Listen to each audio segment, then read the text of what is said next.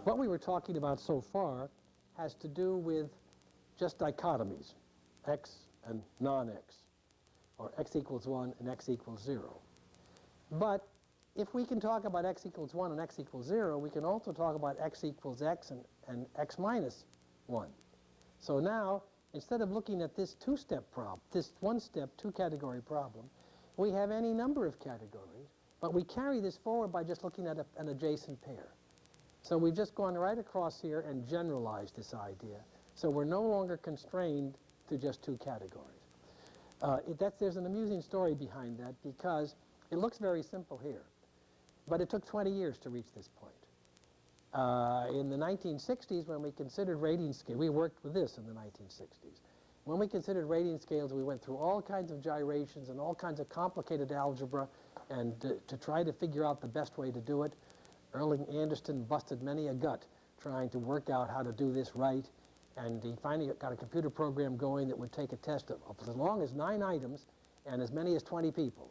But that very few data sets are that small, so it wasn't a very useful program.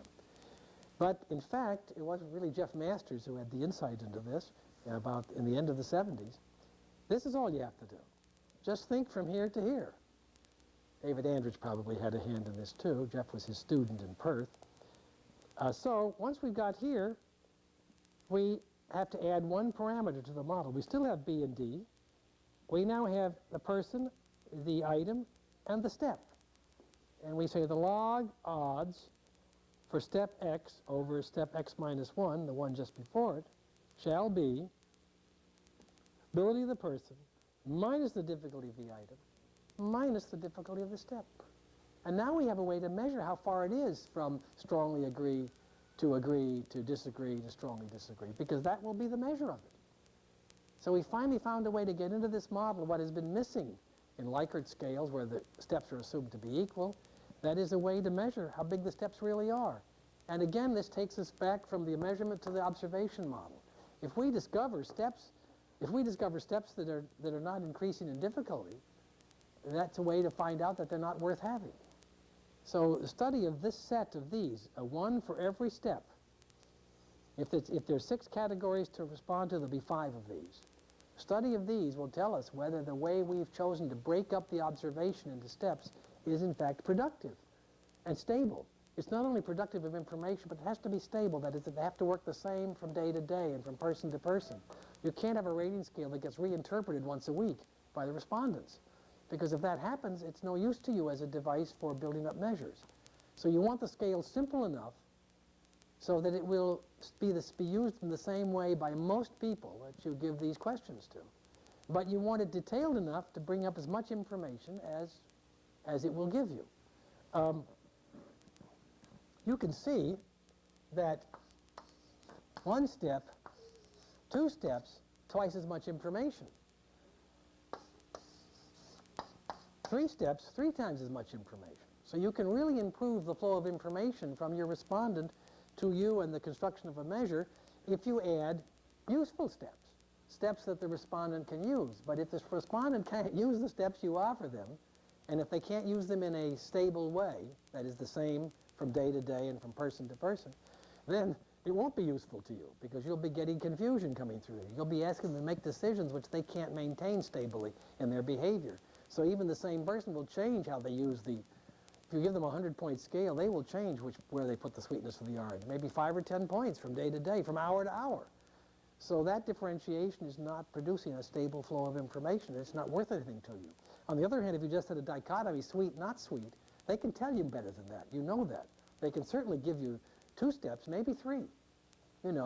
Like really not sweet at all, and deliciously sweet, and maybe in between. The in-between is a little bit dangerous because they may put all the oranges in between. But you might be able to say sour, oh, I guess all right, sweet enough, and delicious. See, and that maybe people could really deal with that fairly well, and so those 4 steps would pay off for you. But if you went to 5 or 6 or 7, you would soon find that you were asking them to make decisions which they can't make, so they make them sloppily or accidentally, and you get noise instead of information. All right, this is a brilliant idea. I think it's kind of a synthesis of David and Jeff and me coaching them on to make my life simpler. And now it's real simple. And all the papers written on how to get from here to here, from here to here, seem beside the point, although they are voluminous and really very hard to read. Now, okay, we have this model here. When this X is intended to be the same for every person and every item, then it has no subscripts here. But in the partial credit situation, that is where each question has its own credit structure, its own rating scale, then we have to index the X to go with the item that the steps are describing. So for here, every item has its own step structure. Here, all items have the same step structure. Nowadays, Big Steps allows you to group the items, so you don't have to have every item have its same structure. If page 1 has one type of items, you can make that group 1 and have one set of steps for that set. Then when you turn the page, you get some different labels, maybe 4 points instead of 6 or whatever, and you have a second group, and so on. So what you do is you look at your observation instrument. It'd be nice if you designed it too, but anyway, you look at it after somebody else has designed it, and you group the items into those that you think ought to be working the same way, and you use the groups equals control in Big Steps to indicate how the items go into the groups. They don't have to be adjacent. They can be some here, some there, some over there.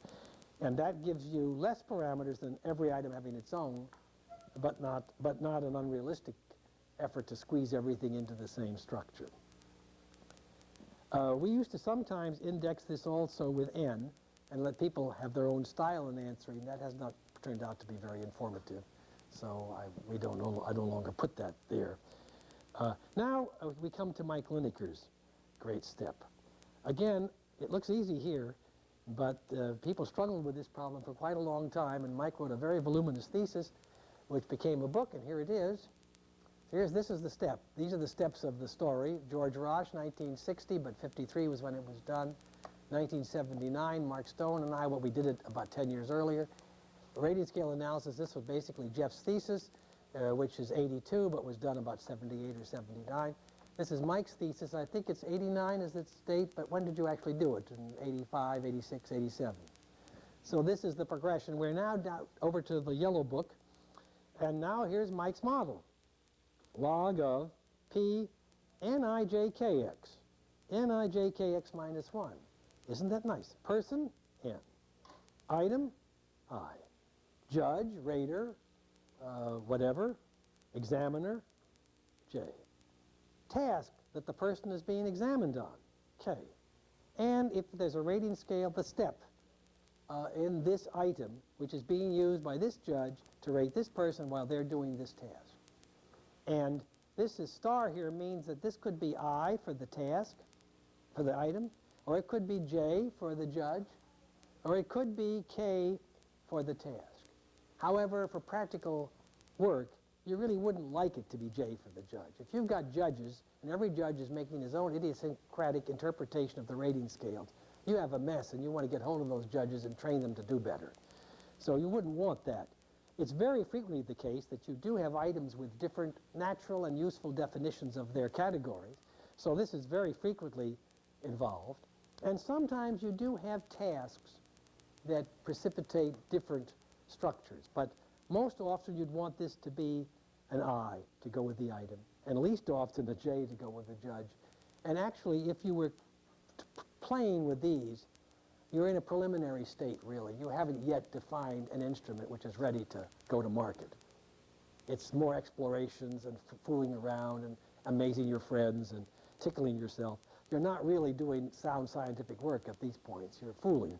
When you finally get these under control, the tasks and the judges, and the items with as few types of items as is really profitable, then you're getting somewhere. There's no virtue in having a lot of this stuff in here. What you'd like is to have that not there at all, if that would work. In other words, the less parameters, the better. There's nothing good about having extra parameters. It just adds to confusion. And it invites garbage, because if you have parameters, they will accept misfits, which in fact you ought to object to. You see, if you allow each judge to use the scale in his own way, you won't find out that some of those judges are crazy. At least you won't find it out so clearly.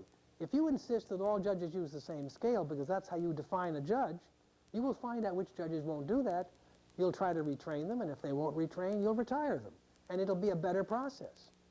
It's like people who make rulers, you see. If you find out somebody who makes these inches short and these long, and you can't get him not to do it, you don't have a parameter for him and have his rulers with this extra parameter. Remember, when you have Fred's rulers, you can't, you know, these inches are only 3/4 down here, and after that it's 1 1/4 inches. You fire Fred and hire somebody who can make inches the same length. Well, that's the same thing here. And the same thing here, these tasks are chosen to be apt for the performance that you're studying. Again, if the performance has some kind of uniform meaning, why would the tasks have different structures? You see, you're asking for trouble there. You're flirting with trouble without producing any useful progeny.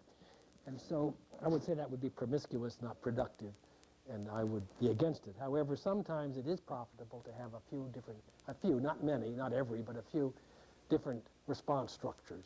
And they may need indexing, because as you change the number of categories in the response structure, you have to change this. So I think it's quite often necessary and useful to have this index to I. It's foolish to go very far with these. Would you agree, Mike? Yes. Mike is the author and father of all of this. So, and this program is facets. Up through here we have big steps. As soon as you get into this, you can do it with big steps, but in a clumsy way if you have facets. So if you have data where you have raters, which is becoming very prevalent now, you really need facets. And for the next 9 months, with as much help as we can get, we're going to design a new program called Big Facets. At least that'll be its temporary name until everybody gets the idea that it's big steps, but it's facets. And Big Facets will make it. We'll try to combine the best of both of these programs, so as to make this easy to get at.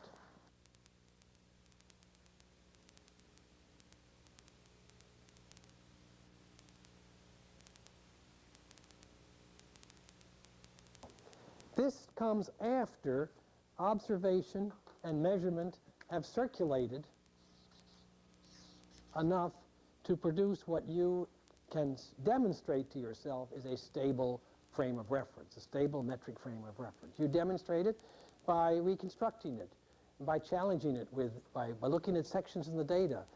You might, for example, compare the low-scoring people, the frame of reference defined by the low scorers, they're the first graders, with the high scorers, the second or third graders. You might compare the girls and the boys, or the Asians and the non-Asians, or whatever, however it would work. You see, English as a second language, English not as a second language. That's called differential item functioning study, or bias. It's just common sense. You explore over what realm of application, domain of application, the test maintains its frame of reference. And the payoff there is always the frame of reference and whether it's the same or not. These various goofy statistical techniques that are advertised to do this are mostly not helpful.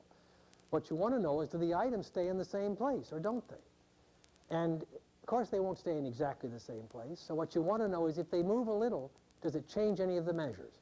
So the bottom line is, do the measures change? Does it matter to the boys whether they take the test with the girls' calibrations or the boys' calibrations? Because if it does, if the boys get different measures, then you've got an instability problem, different enough to worry you. That is, not slightly different, but substantially different. And if things don't change for the boys, then it's not broken, so don't fix it. Go on. This is not perfect. Nothing is perfect. You have to remember that. So the payoff always is, does it make a difference that you care about in the measures of the objects? Now, behind that is, if the item difficulties don't move around much, if you calibrate for girls and calibrate for boys and plot the two sets of calibrations together and you get a statistical identity line, they kind of cluster around the same line, then you can see that the definition of the variable is comparable under the two circumstances. So you can deduce that if you were to construct the measures, they wouldn't change. But if you're in doubt about that, construct them and take a look. The easiest thing is to say, is there a boy-girl bias in this test? Calibrated on boys, calibrated on girls. Take the girls' calibrations and measure the boys, and take the boys' calibrations and measure the boys. Plot boys, girls' calibrations, boys' calibrations. Same thing around girls and boys. Plot the items. You got 3 pictures. If they look okay to you, it's okay. And if they don't, which items? Which boys? Which girls? It won't be just any old ones. It'll be somewheres. It'll be somebody. It'll be at one end or the other. It'll be fixable. So you must look at the details. The ingredients you're working with are the item difficulties and the person measures. Look at them under the various circumstances. See if it's all right. See where it's not. Figure out what to do. Do it. Do it again until the picture looks right. There's no other way to do this differential item function stuff that makes sense and that will keep your eye on the ball. You don't want significance tests. What good is that? You want to see what happens and whether it matters. Now, going to analysis. We've circulated through here. It might take a year or two. It might take a lot of work, a lot of analyses, a lot of data collections before you feel like you have established a domain in which this yardstick will definitely do what you claim it will do, namely maintain its measurement structure regardless of to whom it's applied or to what. So now you've got the measure. It's always one-dimensional. It's never there's no such thing as a multidimensional measurement model. What's something where you have two things that contradict each other in the same sentence? What? Oxymoron. All right, oxymoron. I like that. A moron with too much oxygen. An oxymoron. Okay. It requires measures. That's what I'm saying here. And it examines relationships. Now here is where statistics comes in. T-tests, ANOVA, regression, hierarchical linear modeling. It can get very fancy. But I urge you, before you get fancy, make some pictures. Because if you can't show yourself what you're doing with pictures, you won't understand the numerical output of these programs. You may cite them, but you won't understand them. You won't see them. You've got to see them. Make XY plots, cause and effect. Before and after, in, out, growth, decay. That's a trend plot. Always begin with XY plots so you can see where you are going. Cause and effect. You can see here that down here we don't get much. Up here we get the most. So obviously the best cause to call for is the one right here if this is something we want. If this is something we don't want, then we want to be over here. We want to avoid this, you see. So it's like drinking red wine. No, and this might be cancer, frequency of cancer or vulnerability to cancer. No red wine, let's see, it's the other way around. This is immunity to cancer or resistance to cancer. No red wine, not much resistance. As it goes up, more and more, maybe up to 1 or 2 glasses a day, now you get down here, and now you're becoming an alcoholic, and you've got lots of problems. Now, this is actual research that is now being published, and that is, it has to do with, not with cancer so much as with heart, our circulation function. There are chemicals in red wine that if you take them every day, up to a glass or 2, actually make you less vulnerable to heart attacks and strokes than if you don't drink any red wine. But of course, if you get up to a bottle or so a day, you've got other problems. So it does, that's too much cause. Before and after, very frequently, we have some people, we do something to them, we want to know if we did anything, whether the program was any good or not. In those kinds of a plot, the identity line is very important to us because this is the line of no change. People up here have gained from our efforts. People down here have lost. We don't want the average improvement of the treatment group. We don't want the treatment group compared to the control group as an average. We want to pair up the treatment and control people if they're different, or we want to look at the before and after person by person, plot them in here, and see who got a lot and who lost out. That's where the treatment comes in. Who's interested in group statistics for this? You want to see individual statistics. This picture shows it all to you just like that. Sorry that this is tipping away. So now here's an in-out thing. This is a little bit, you could call this grades, and what's coming in is more and more reading instruction. And here's the result in how well people know how to read. So that would be a kind of an in-out type of input-output. And what you discover is that what you put in 2nd and 3rd grade really pays off. When you get up around 5th or 6th grade, nothing's happening anymore. And so to make any further efforts to teach reading, at least in that way, is not productive. So these input-output curves are very useful. And then we have time here. Same idea, actually. Here's time going along. Here's a measure of something that's supposed to be increasing with time. Growth curves almost always go up. and then down as you get older and older and older. So, but studying curves is very difficult. The eye is not good with curves. Perhaps it's too visceral, I don't know.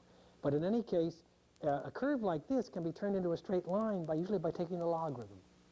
So when you do your arithmetic with these curves, take the logs. And if it goes down again, take the logs both ways, and you'll find that the two straight lines cross, and that's a better estimate of where the top of this thing is than trying to look at this as a curve, because the shape of this curve is very elusive to the eye. Whereas if you can turn it into two straight lines, you have understood it. A straight line is the benchmark of insight in an XY plot. So you want to find out what function will turn this into a straight line. And it should be a function of the cause, not the effect. If you do it for the effect, you're going to have to invert the equation so that you have it so that the effect is the consequence and the cause is the function. And remember that whatever function you seek for these causes, to make them into straight lines, they're supposed to be theories about what's happening. So if it's an inscrutable, complicated algebraic equation here, it's not going to lead to any theory about what's happening. It may be amazing, but it won't be useful. So the function has to be something simple, like a square root or a log, or it isn't ever going to lead to knowledge.